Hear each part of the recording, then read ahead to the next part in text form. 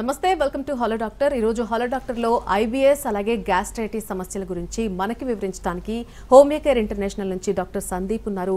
మీకు కూడా ఇలాంటి సమస్యలు ఉన్నట్టయితే ఈ సమస్యల గురించి తెలుసుకోవాలనుకుంటే స్క్రీన్ మీద కనిపిస్తున్నటువంటి నెంబర్స్ కి కాల్ చేయొచ్చు, డాక్టర్ గారితో మాట్లాడొచ్చు. నమస్తే డాక్టర్, వెరీ గుడ్ ఆఫ్టర్నూన్. సాధారణంగా ఈ ఐబిఎస్ కావచ్చు లేకపోతే ఈ గ్యాస్ట్రైటిస్ కావచ్చు ఎందుకని అక్కరవుతాయి అంటారు అసలు? సో ముఖ్యంగా మనకి ఈ ఇరిటబుల్ బవల్ సిండ్రోమ్ ఐబిఎస్ అనేది ఎక్కువగా స్ట్రెస్కి గురవుతున్నప్పుడు మనకి లేదా వంశపారపర్యంగా కానివ్వండి అండ్ లేకపోతే మన పేగులు అండ్ మెదడుకి ఉన్న సంబంధము సెరోటోనిన్ ఎంజైమ్ మెయింటైన్ చేస్తుంటుంది అనమాట. సో ఈ ఎంజైమ్ యొక్క విడుదలలో హెచ్చుతగ్గులు ఉండటం వల్ల మనకి ఐబిఎస్ సమస్య అనేది వస్తూ ఉంటుంది. సో ఇది ఎక్కువగా మనము యంగ్ ఏజ్ నుంచి అంటే అడోలసెన్స్ 14-15 సంవత్సరాల వాళ్ళ దగ్గర నుంచి పెద్ద వయసు వాళ్ళ వరకు ఎవరిలో అన్నా కూడా మనకి ఐబిఎస్ అనేది కనిపిస్తూ ఉంటుంది. అండ్ ముఖ్యంగా మగవాళ్ళలో చూసుకుంటే ఎక్కువగా మనం ఆడవాళ్ళలో చూస్తూ ఉంటాం అనమాట. సో విపరీతమైన స్ట్రెస్ బాగా పెరిగిపోతూ ఉండటము, సెడెంటరీ లైఫ్ స్టైల్ బాగా ఎక్కువగా ఉంటూ ఉండటము వీటికి ప్రధానమైన కారణాలుగా మనం చెప్పుకోవచ్చు. అలాగే గ్యాస్ట్రైటిస్ విషయానికి వస్తే మనకి ఊబకాయం అనేది ఒక ప్రధానమైన కారణంగా చెప్పచ్చు అనమాట. సో దీంతో పాటు మనకి late night irregular food habits ఉండటము, టైంకి వేళకి తినకపోవటము అండ్ ఎక్కువ జంక్ ఫుడ్ వెస్టర్నైజేషన్ లైఫ్ స్టైల్కి అలవాటు పడుతూ ఉండటము అండ్ లైక్ పిజ్జాస్ కానీ రకరకాల జంక్ ఫుడ్కి ఎక్కువ తీసుకునే వాళ్ళలో మనకి గ్యాస్ట్రైటిస్ సమస్యలు ఏర్పడుతూ ఉంటాయి. అలాగే మలబద్ధకం సమస్య బాగా ఎక్కువగా ఉండేటప్పుడు కూడా మనకి సివియర్ గ్యాస్ట్రైటిస్ వచ్చే అవకాశం ఉంటూ ఉంటుంది అనమాట. సో మనకి గ్యాస్ట్రైటిస్లో పేగుల కదలికలు మందంగా ఉంటూ ఉండటము అండ్ అధికంగా గ్యాస్ట్రిక్ జ్యూస్ రిలీజ్ అవుతూ ఉండటము అండ్ మనకి లోవర్ ఈసోఫేజియల్ స్పింటర్ అంటారనమాట. అంటే మనకి అన్నవాహిక నుంచి పొట్టలోకి వెళ్ళేటప్పుడు మనకి కింద భాగంలో స్పింటర్స్ ఉంటాయి. సో ఈ స్పింటర్ అనేది బాగా లాక్స్గా అయిపోవటం, వదిలైపోవటం వల్ల మనకి ఈ గ్యాస్ట్రైటిస్ సమస్య మనకి ఎదురవుతూ ఉంటుందన్నమాట. సో ఎక్కువగా మనం టైంకి తినటము, టైంకి నిద్రపోవటము అండ్ ఎక్కువ ఒత్తిడి లేకుండా మనం చూసుకోగలిగినప్పుడు మనం ఈ ఐబిఎస్ గ్యాస్ట్రైటిస్ సమస్యలు లేకుండా కూడా మనం చూసుకోవచ్చు. అసలు ప్రధానంగా ఈ సమస్యలు వచ్చిన వాళ్ళలో ముందు జాగ్రత్తలుగా ఎటువంటి చర్యలు తీసుకోవాల్సిన అవసరం ఉంటుంది డాక్టర్? సో ముఖ్యంగా మనకి ముందు జాగ్రత్తలు అంటే మనకి ఈ ఎపిసోడ్స్ వస్తున్నాయి అని తెలిసినప్పుడు మనం హెల్తీ లైఫ్ స్టైల్ని లీడ్ చేయడం అనేది చాలా ముఖ్యమైన విషయం అండి. సో తగిన అమౌంట్లో మనకి ఫైబర్ రిచ్ డైట్ మనం తీసుకుంటూ ఉండాలి అండ్ ఎక్కువగా కారం మసాలాలు లేకుండా ఉండేటట్టుగా చూడాలి అండ్ నాన్ వెజ్ తీసుకున్నప్పటికీ కూడా ఒక లిమిటెడ్ క్వాంటిటీలో తీసుకోవాల్సి ఉంటుంది. అండ్ టైంకి నిద్ర, so 8 to 10 hours of sleep అనేది చాలా ముఖ్యమైన విషయం అనమాట. సో చాలా సందర్భాల్లో మళ్ళీ అలాగే మనకి కార్బోనేటెడ్ డ్రింక్స్ తీసుకుంటూ ఉంటారు ఎక్కువగా. సో గ్యాస్ సమస్య ఉంటుంది అంటే బయటికి వెళ్ళి ఒక కార్బోనేటెడ్ డ్రింక్ తాగటమో లేదా ఒక సోడా తీసుకోవటమో, దీనివల్ల మనకి ఇనీషియల్గా తగ్గినట్టు అనిపించినప్పటికీ కూడా బర్బ్స్ రావటం వల్ల, కానీ ఉదాహరణకి మెయిన్గా అసలు ఈ కార్బోనేటెడ్ డ్రింక్సే ఎక్కువగా ఈ గ్యాస్ట్రిక్ ఇష్యూస్ని కానీ వీటిని ఎక్కువగా ప్రేరేపిస్తుంటుంది అనమాట.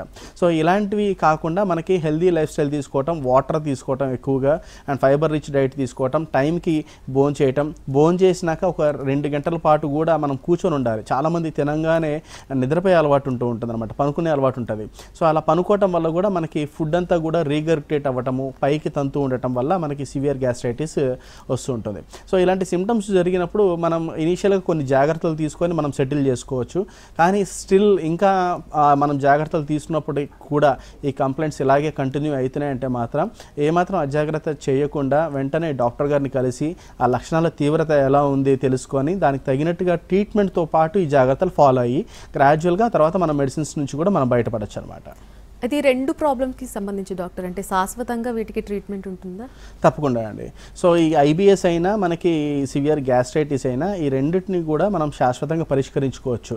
కానీ మీరు ప్రాపర్ కన్సల్టేషన్స్ తీసుకొని మందులు తీసుకొని ఒక హెల్దీ లైఫ్ స్టైల్ కూడా డాక్టర్ యొక్క సలహా ప్రకారంగా హెల్దీ లైఫ్ స్టైల్ లీడ్ చేయాలి. ఉదాహరణకి మనకి ఐబిఎస్ విషయానికి వస్తే మనకి ఈ లక్షణాలు అన్నీ కూడా చాలా సింపుల్గా ఉంటాయి కానివ్వండి, చాలా ఇబ్బంది పెట్టే అంశాలు మనం చెప్పుకోవచ్చు.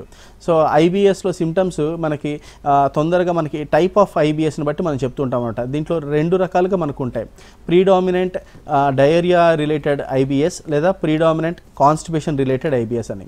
సో ఈ ప్రీడామినెంట్ డయేరియా రిలేటెడ్ ఐబిఎస్లో మనకి మోషన్కి తరచూ వెళ్ళాల్సిన అవసరం రావటం, రోజుకి 7-8 సార్లు కూడా మనకి మోషన్కి వెళ్ళాల్సిన అవసరం వస్తూ ఉండటం, అండ్ వెళ్ళిన ప్రతిసారి కొంచెమే మోషన్ వస్తూ ఉంటుంది అండ్ జిగురు పడుతూ ఉంటుంది.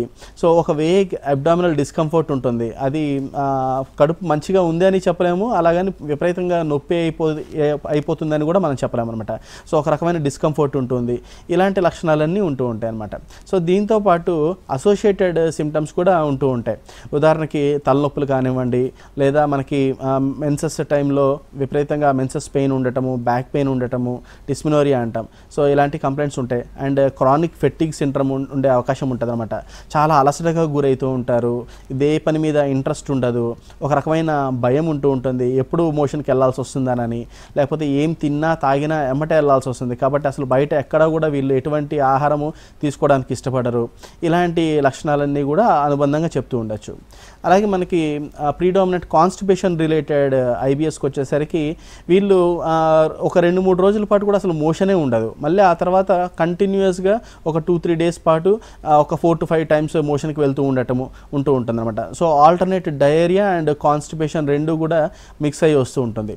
అండ్ మోషన్కి వెళ్ళినప్పటికీ కూడా ఒక తృప్తి ఉండదు అనమాట, అన్సాటిస్ఫాక్టరీగా ఉంటూ ఉంటారు, కడుపు అంతా కూడా బ్లోటింగ్ ఉన్నట్టు, కడుపు ఉబ్బరంగా ఉన్నట్టు, ఇలాంటి లక్షణాలతోటి మనం చూస్తూ ఉంటాం అనమాట.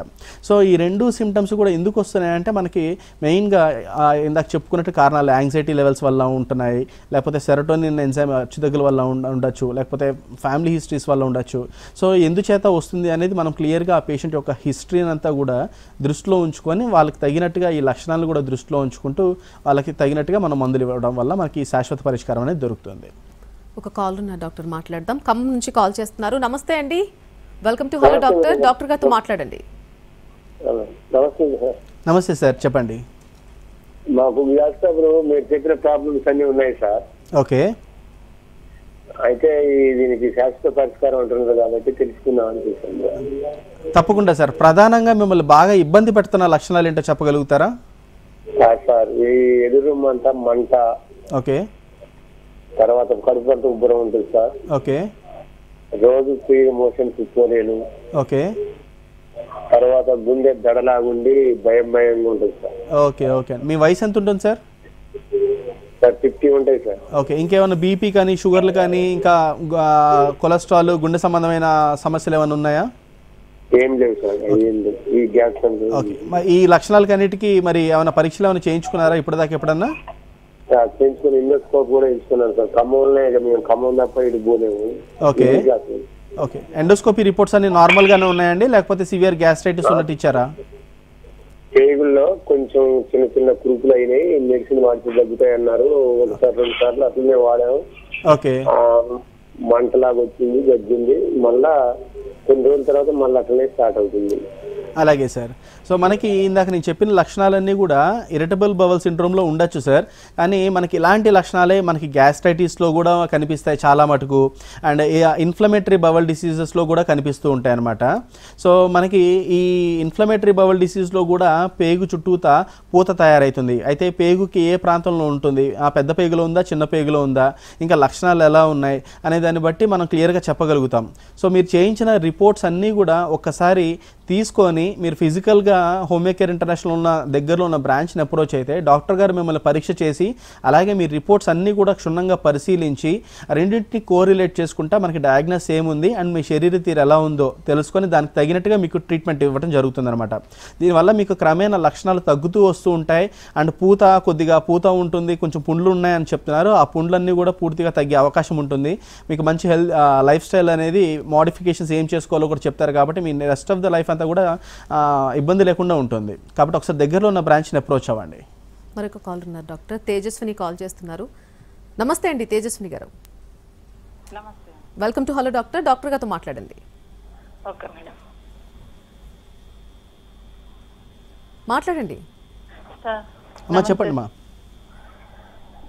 సార్ మార్నింగ్ లేచినప్పటి నుంచి ఏం తిన్నా కానీ గుండెల్లో నొప్పిగా అనిపిస్తూ ఉంటుందండి. ఓకే అమ్మా, ఓకే. ఎర్లీ మార్నింగ్ ఏం తినకపోయినా అలానే అనిపిస్తుంది, ఏం తిన్నా మంచినీళ్ళు తాగినా ఒక్కోసారి బాగా గుండెల్లో నొప్పిగా అనిపిస్తాం. ఓకే అమ్మా, ఓకే. తిన్న వెంటనే బాగా కడుపులో నొప్పి, గుండెల్లో నొప్పి వస్తుందండి. ఓకే, ఓకేనమ్మా. ఓకే, ఇంతేనమ్మా, ఇంకేమైనా కంప్లైంట్స్ ఉన్నాయా? అంతేనండి, ఏం తిన్నా అలానే అనిపిస్తున్నాయి, కాళ్ళు నాకుపోతున్నట్టు, అదంతా గ్యాస్ వల్లే అంటున్నారు ఇక్కడ లోకల్లో చూసి. ఓకేనమ్మా. ఓకే. సో చాలా సందర్భాల్లో సివియర్ గ్యాస్ట్రైటిస్ ఉండేటప్పుడు మనకి ఎక్కువ ఫాస్టింగ్ ఉన్నా కానీ మనకి ఈ గ్యాస్ట్రైటిస్ అనేది తయారవుతుందమ్మా. ఎందుకంటే మన శరీరంలో హైడ్రోక్లోరిక్ యాసిడ్ మన పొట్టలో ఎప్పుడు రిలీజ్ అవుతూనే ఉంటుందన్నమాట. అలాగే దీంతోపాటు మనం ఎక్కువ అధిక మసాలాలు, కారము అండ్ హెవీ ఫుడ్ తీసుకున్నప్పుడు కూడా మనకి ఈ గ్యాస్ట్రైటిస్ సమస్య ఏర్పడుతూ ఉంటుంది. అండ్ తినంగానే పర్టికులర్గా మీరు ఈ పెయిన్ ఉంటుంది, చెస్ట్ పెయిన్ కానివ్వండి, పొట్ట భాగంలో పెయిన్ అంటున్నారంటే కొన్ని సందర్భాల్లో మనకి గ్యాస్ట్రిక్ అల్సర్స్ కూడా ఉండే అవకాశం ఉంటుందమ్మా. సో ఎందుకు అవుతుంది ఏంటి, ఇంకా మీ లక్షణాల యొక్క తీవ్రత ఎలా ఉన్నాయో కూడా దృష్టిలో ఉంచుకుంటూ మీకు ట్రీట్మెంట్ ఇవ్వాల్సి ఉంటుంది. ఓకేనమ్మా. సో ఎక్కువ ఫాస్టింగ్స్ ఎప్పుడు ఉండద్దమ్మా. పొద్దున నిద్ర లేవంగానే కూడా ఫస్ట్ మంచినీళ్ళు తీసుకోండి. టీ, కాఫీలు చాలామంది లేవంగానే తీసుకునే అలవాటు ఉంటుంది, ఆ పని అసలు చేయొద్దు. ముందు మంచినీళ్ళు బాగా తీసుకోండి. తీసుకున్న ఒక 1 hour 2 hours తర్వాత చాలా లైట్గా బ్రేక్ఫాస్ట్ తీసుకోండి. ఎక్కువ కారం మసాలాలు లేకుండా మీరు లైట్గా బ్రేక్ఫాస్ట్ తీసుకోండి. గ్రాడ్యువల్గా ఇంప్రూవ్ అవుతూ వస్తుంటారమ్మా. దీంతోపాటు మీకు మెడికేషన్స్, ఈ హోమియోపతిక్ ట్రీట్మెంట్ కూడా మీకు అవసరం పడుతూ ఉంటుంది అనమాట. సో ఇంకా మీ లక్షణాల తీవ్రత ఎలా ఉంది అండ్ అనుబంధ లక్షణాలు, చాలా వరకు గ్యాస్ట్రైటిస్లో మీరు అన్నట్టుగా మనకి సివియర్ పానిక్ అటాక్స్ కూడా వచ్చే అవకాశం ఉంటుందమ్మా. ఎందుకంటే చెస్ట్ మీద వచ్చినప్పుడు మనకి ఏమైనా హార్ట్ అటాక్ లాంటివి ఏమైనా స్టార్ట్ అయినాయా అన్నంత భయము, ఆందోళన కూడా కలుగుతుంది అనమాట. అంత తీవ్రంగా కూడా ఈ ఛాతిలో మంట కలిగిస్తుంది. కాబట్టి వీటికి మనకి నమ్నెస్ ఉండటము, అరికాళ్ళు, పాదాలు, తిమ్మిర్లు రావటము ఇలాంటివి ఉండే అవకాశాలు ఉంటాయి. సో ఎవరిలో ఎటువంటి అనుబంధ లక్షణాలు ఉన్నాయి అండ్ వాళ్ళ తీవ్రత ఎలా ఉంది దృష్టిలో ఉంచుకుంటూ వాళ్ళకి ట్రీట్మెంట్ చేస్తే కనుక మీకు ఈ సమస్య అంతా పూర్తిగా తగ్గే అవకాశం ఉంటుందమ్మా. సాధారణంగా ఈ 2 సమస్యలతో బాధపడే వాళ్ళు ఆ డైట్లో ఎటువంటి చేంజెస్ చేసుకోవాలి డాక్టర్? అంటే ఏం ఫుడ్ తినాలి, ఏం ఫుడ్ తినకుండా ఉండాలి అనేది. ఓకే అండి. సో మెయిన్గా ఈ ఐబిఎస్ కానీ గ్యాస్ట్రైటిస్ రెండిట్లో కూడా సిమ్టమ్స్ చాలా వరకు ఒకటిలాగానే ఉంటూ ఉంటాయండి. కానీ మనం ఐబిఎస్ అని ఎప్పుడు ఒక డయాగ్నోస్కి వస్తామంటే మనం అన్ని పరీక్షలు చేసినప్పుడు ఎటువంటి స్ట్రక్చరల్ ప్యాథాలజీ మనకి ఐబిఎస్లో కనిపించదు అనమాట. అంటే అన్ని రిపోర్ట్స్ నార్మల్గానే ఉంటూ ఉంటాయి. సో ఈ పూతలు ఉండటము, అల్సర్స్ ఉండటం ఇలాంటివి ఏమీ ఉండదు. అప్పుడు దాన్ని మనం ఐబిఎస్ అని చెప్తూ ఉంటాం. అండ్ వేరే ఈ గ్యాస్ట్రైటిస్ కానివ్వండి, ఇన్ఫ్లమేటరీ బవల్ డిసీజెస్లో కానివ్వండి, మనం సిగ్మాయిడోస్కోపీ కానీ, కొలనోస్కోపీ కానీ, అప్పర్ జీ ఎండోస్కోపీ కానీ చేసినప్పుడు మనకి అల్సర్స్, పూత ఇలాంటివన్నీ కూడా కనిపిస్తూ ఉంటాయి అనమాట. సో దీన్ని బట్టి మనకు ఐబిఎస్ సమస్య తోటి బాధపడుతున్నామా, లేదా ఇన్ఫ్లమేటరీ బవల్ డిసీజ్ తోటి బాధపడుతున్నామా, లేదా సివియర్ గ్యాస్ట్రైటిస్ తోటి బాధపడుతున్నామా అనేది తెలుస్తుంది. సో దానికి తగినట్టుగా మనం డైట్ అవన్నీ కూడా చెప్తూ ఉంటాం అనమాట. సో ఏదన్నా కానీ వీటిల్లో ఎక్కువ పీచు పదార్థాలు ఉన్న డైట్ అనేది బాగా తీసుకుంటూ ఉండాలి. కారం మసాలాలు మనం అవాయిడ్ చేయాల్సి ఉంటుంది. అండ్ టైమ్లీ మీల్ తీసుకోవాల్సి ఉంటుంది. అండ్ మీల్ తీసుకున్నప్పుడు కూడా హెవీ మీల్ అంటే కడుపు నిండా కూడా ఎక్కువగా తీసుకుంటుంటారు, కొంతమంది మీద తింటూ ఉంటారు. సో అలా కాకుండా మనకి అట్లీస్ట్ ఒక 30% అన్న గ్యాప్ ఉండాలి మన స్టమక్లో అనమాట. సో హెవీ మీల్ తీసుకోకూడదు. అండ్ తినంగానే చాలామంది పనుకుంటూ ఉంటారు, అలా పనుకునే అలవాటు మనకు ఉండకూడదు. అట్లీస్ట్ 2 గంటలు పనుకునే ముందు 2 గంటల ముందే మన ఫుడ్ అయిపోయి ఉండాలి. అండ్ వేళకి నిద్ర ఉండాలి. సో ఇలాంటి డైట్ తీసుకోవాలి. అండ్ ఎక్కువగా పళ్ళు తీసుకోవచ్చు. పళ్ళల్లో కూడా మనకి సిట్రిక్ యాసిడ్ ఉన్న పళ్ళు గ్యాస్ట్రైటిస్ సమస్యతో బాధపడుతుండేటప్పుడు అవాయిడ్ చేయాల్సి ఉంటుంది అనమాట. సో ఎక్కువగా సిట్రిక్ యాసిడ్ లేని పుల్లటి పదార్థాలు, సిట్రిక్ యాసిడ్ లేని పదార్థాలు మనం ఫ్రూట్స్ కానివ్వండి మన డైట్లో కానీ పెట్టుకోవచ్చు. అండ్ వాల్నట్స్ కానివ్వండి, డ్రై ఫ్రూట్స్ కానివ్వండి, అండ్ మిగతా రెస్ట్ ఆఫ్ ద ఫ్రూట్స్ కానివ్వండి మనం తీసుకుంటూ ఉండాలి. అండ్ మన బరువుని అదుపులో ఉంచుకోవాల్సి ఉంటుంది. So carbohydrate intake and carbonated drinks అనేది బాగా తగ్గించుకోవాల్సిన అవసరం ఉంటుందన్నమాట. సో ఈ డైట్ తీసుకునేటప్పుడు మనకి ఐబిఎస్ అయినా గ్యాస్ట్రైటిస్ సమస్య అయినా తగ్గుతుంది. అండ్ ఇంకా బాగా నూనెలో వేయించిన పదార్థాలు and highly seasoned food, preservatives తోటి ఉన్న ఫుడ్స్ మనం అవాయిడ్ చేసుకోవడం చాలా మంచిది. చాలామంది గ్యాసే కదా వచ్చిన తర్వాత ఒక ట్యాబ్లెట్ వేసుకోవడం ఇలాంటివి చేస్తూ ఉంటారు డాక్టర్. ట్రీట్మెంట్ కోసం ఎవరు ఎక్కువగా ఆలోచించేది ఉండదు. సో అలా అంటే దీర్ఘకాలంలో అలా వదిలేస్తే ఇంకా ఎక్కువ అయ్యే అవకాశం ఉందా? ఈ ప్రాబ్లం వల్ల ఇంకా ఎటువంటి సమస్యలు వచ్చే అవకాశం ఉంటుంది? తప్పకుండా అండి. చాలామంది అసలు మనకి డాక్టర్ గారిని కూడా అప్రోచ్ కాకుండా మెడికల్ షాప్కి వెళ్ళిపోయి డైరెక్ట్గా కొన్ని పీపీఏస్ అంటారనమాట. సో ఇలాంటి మందులు, గ్యాస్ గోళీలు, పరకడుపున వేసుకునే గోళీలు కావాలని అడిగి తీసుకొని వాళ్ళు వేసేసుకుంటూ ఉంటారు.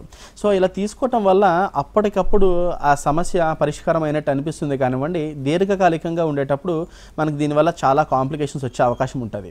సో ఎందుకంటే మనకి గ్యాస్ట్రైటిస్ సమస్య తీవ్రత, మనిషి ఈ గ్యాస్ట్రిక్ సమస్యతోటి ఎంత కాలంగా బాధపడుతున్నాడు, అండ్ ఈ గ్యాస్ట్రైటిస్, ఈ ఎసిడిటీ ఎప్పుడు వస్తుంది అంటే మనకి ఈ స్టమక్లో ఉన్న గ్యాస్ట్రిక్ జ్యూస్లో ఉన్న యాసిడ్ పైకి తన్ని అన్నవాహిక మీద దీని ప్రభావం చూపుతున్నప్పుడు. సో ఈ అన్నవాహిక మీద దీని ప్రభావం ఎంతసేపు చూపెడుతుంది, అలా ఎంత కాలంగా చూపెడుతుంది, అండ్ ఈ గ్యాస్ట్రిక్ జ్యూస్ నుంచి హైడ్రోక్లోరిక్ యాసిడ్ ఎంత మోతాదులో రిలీజ్ అవుతుంది, ఇలాంటి వాటి మీద దీని యొక్క తీవ్రత ఆధారపడుతూ ఉంటుంది అనమాట. సో ఎప్పుడో ఒకసారి 2 సార్లు జరిగినప్పుడు మీరు అలా ఇనీషియల్గా ఎప్పుడన్నా సిమ్టమాటిక్గా మీరు మందులు తీసుకొని వాడుకున్నప్పుడు కూడా ఇది తరచూ కంటిన్యూ అవుతుంది మన లైఫ్లో, రెగ్యులర్గా మనం ఈ సమస్యతోటి బాధపడుతున్నాం అన్నప్పుడు దీని కాంప్లికేషన్స్ చాలా ఎక్కువ ఉంటాయి అనమాట.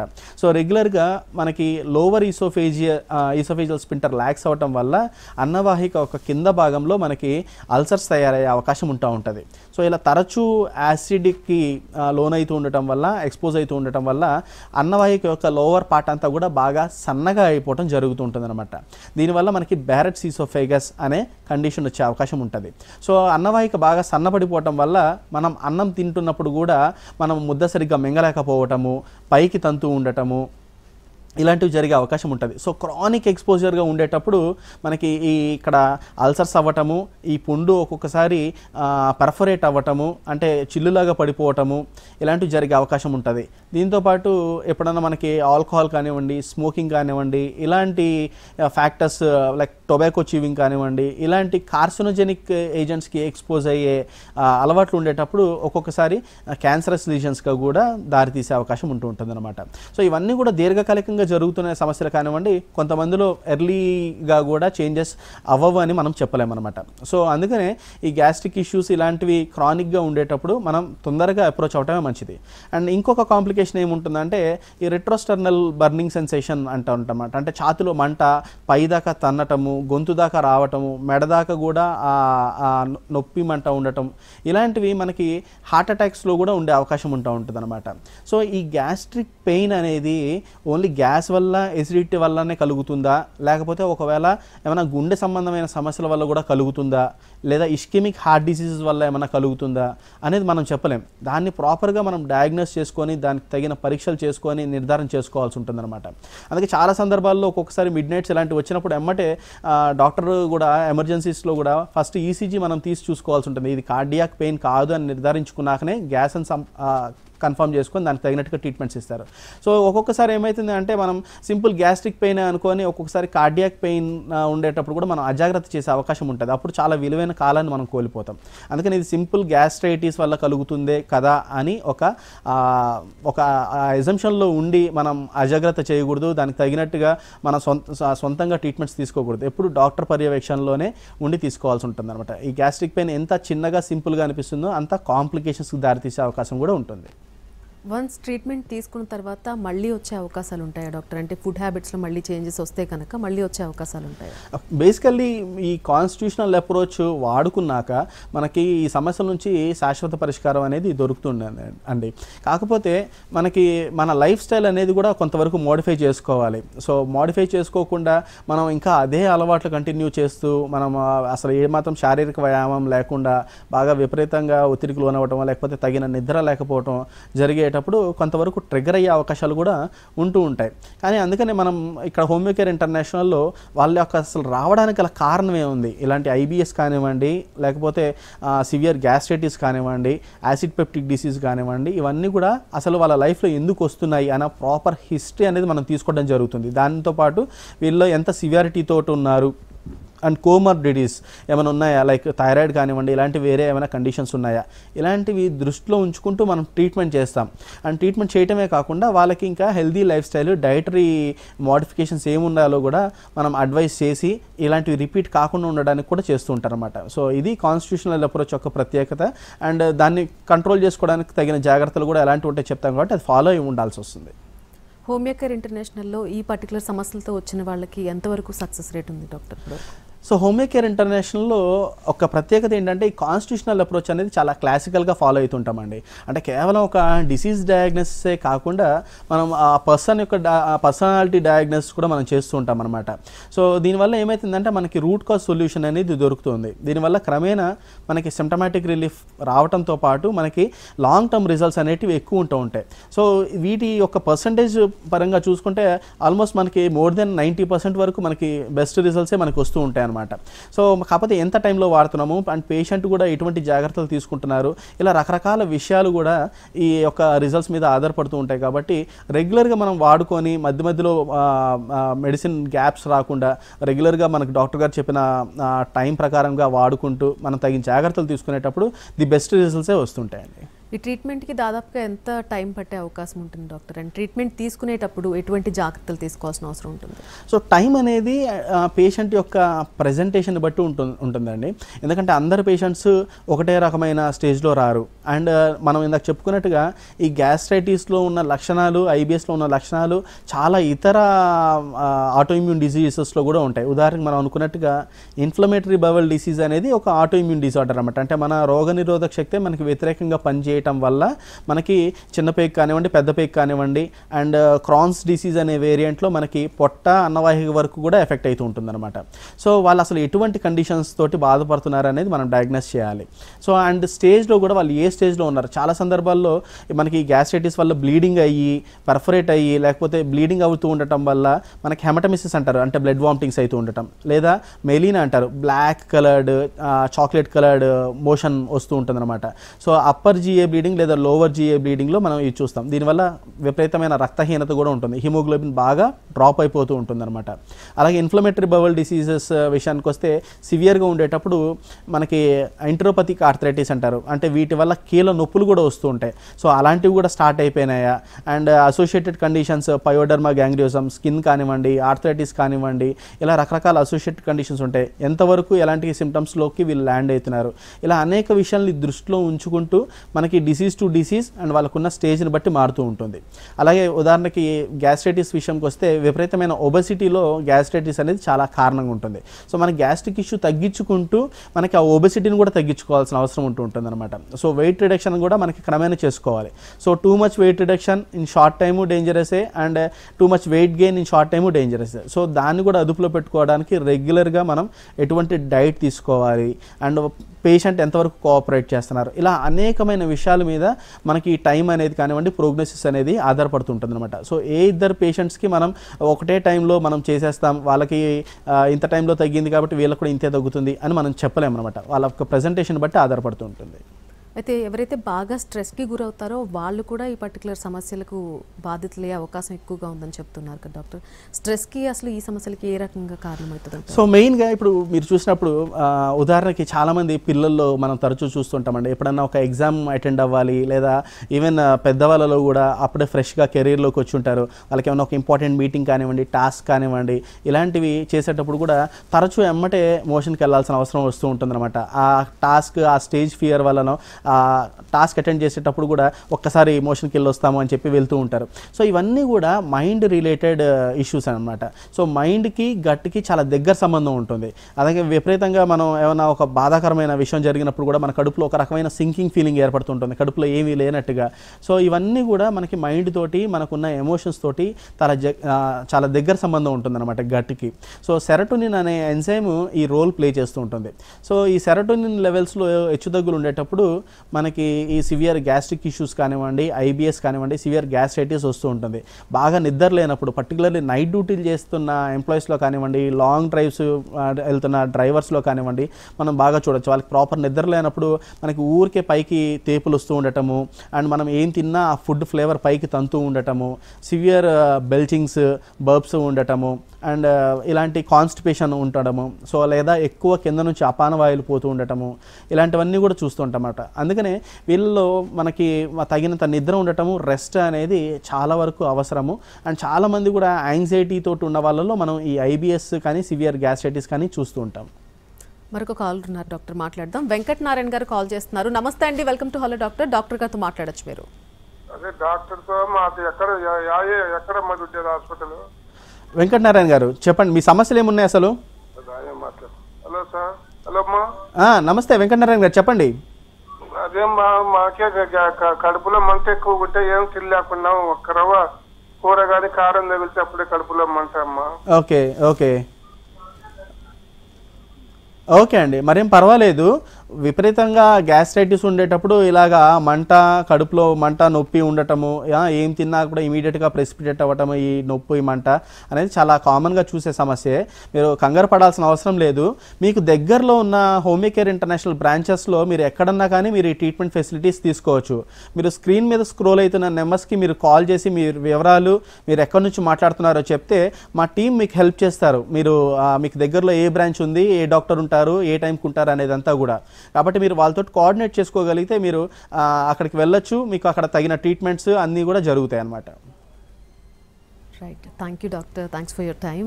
ఈ 2 ప్రాబ్లమ్స్ గురించి చాలా చక్కగా వివరించారు. Thank you. ఇది ఇవాల్టి hello doctor. Keep watching NTV.